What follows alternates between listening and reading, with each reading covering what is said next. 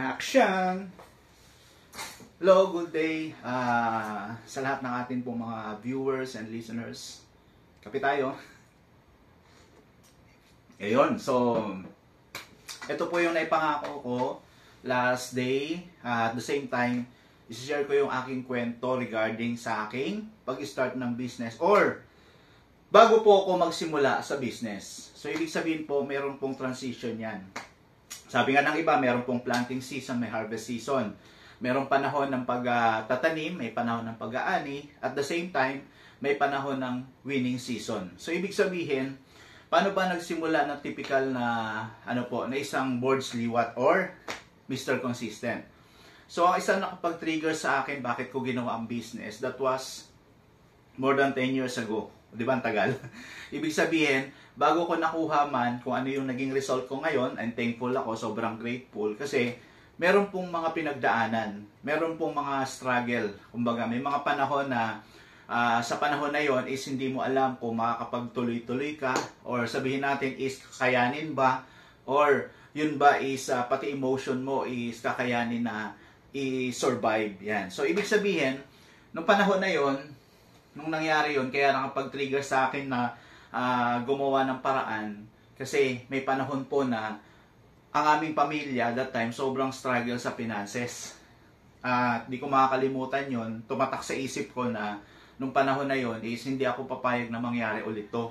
Kumbaga sa akin is mabigat kasi syempre nung panahon na yun hindi ko pa alam paano gumawa ng paraan ng kumita, paano gumawa ng paraan para makapag-survive. So, nakikita ako nung time na yon, nung naputulan kami ng kuryente, isang buwan. Ayan, kung nakikita nyo, comparison lang yung picture na yan, pero hindi yan sa akin. So, parang sabi ko nung time na yon, sa loob ng isang buwan na wala kaming kuryente, ang hirap. Tapos kumakain kami na pinaghahatian namin yung isang noodles na ilalaga namin. Tapos wala pang itlog yun, noodles lang talaga. Tapos yung sabaw, hati-hatiin namin, isang noodles. Kakainin namin yon. Minsan, dumating sa point na isang beses lang kami kumain sa isang araw. Actually, itong kwento na to is hindi ko po ito na isi-share basta kasi mahaba, kumbaga ikukwento mo. Kung nakita ninyo ako ngayon, naka-achieve o naka-survive, okay, ay reason nun, malayo na po ang pinanggalingan nun. So, yan po, dumating sa point na isang buwan kaming walang kuryente, tapos ang matindi pa nun, bukod sa kinakain namin, is isang noodles, naghahati-hati kami, 4 kami, na nanay ko, yung kaming tatlong kapatid, tapos nanay ko, kasi yung tatay ko nun, pinagpahinga na. Okay? So, yung time na yon, nahirapan talaga ako, sabi ko, paano kayang gagawin? Ayan.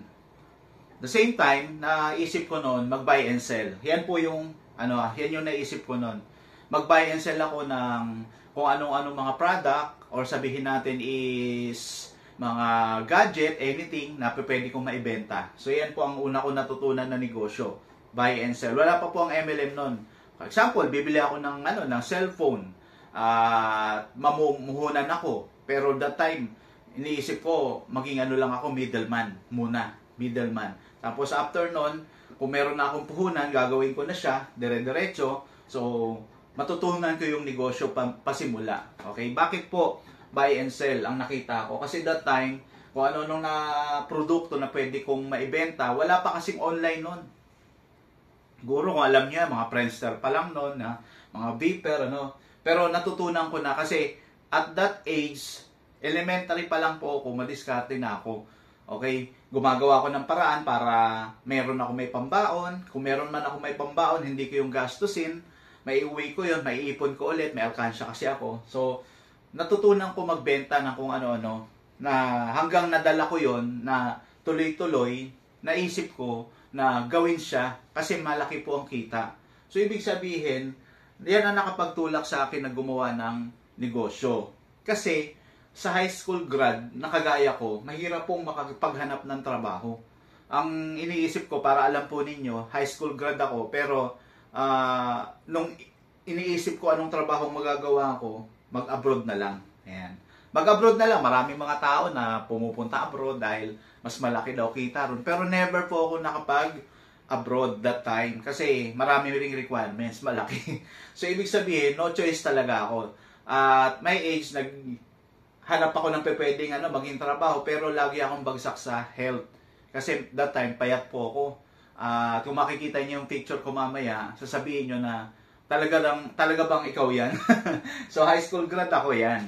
Ang naisip ko noon, wala akong ibang choice. Wala akong ibang choice. Kumbaga, ang gagawin ko na lang is humanap ng way sa kapasidad, sa strength na meron ako.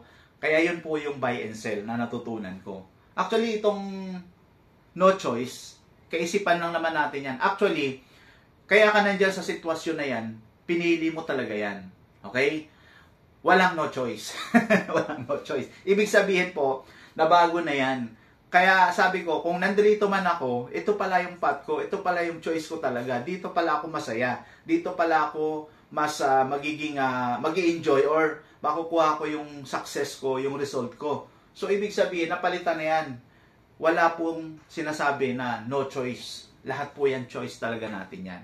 Kung hindi mo yan makita ngayon, hindi mo pa ma-realize yan ngayon, ibig sabihin lang, may panahon na maintindihan mo yan. Okay? So, naalala ko nung 90s, ng kabataan namin, talagang nagkaroon ako ng chance, kahit papaano, is dumiskarte. Yan, natutunan ko ng dumiskarte hanggang nai-apply ko yun. Kaya bata pa lang po ako, nakahawak na ako ng pera, iniisip ko na nun, wag na lang mag-aral. Kaya tingnan nyo, di ba, high school grad lang ako kasi pinilit ko na yan. Kumbaga, pilit na yan na matapos ko yung high school grad. Bakit? Kasi sa parents ko, sa nanay ko, kasi gusto nila makapag-aral ako, makatapos ako, kasi yun ang dream nila or pangarap nila. So, tinapos ko na lang. Pero, umiyak kasi sila nung time na sinabi kong ayoko na mag-aral. Siguro mga second year high school ako, naalala ko yun.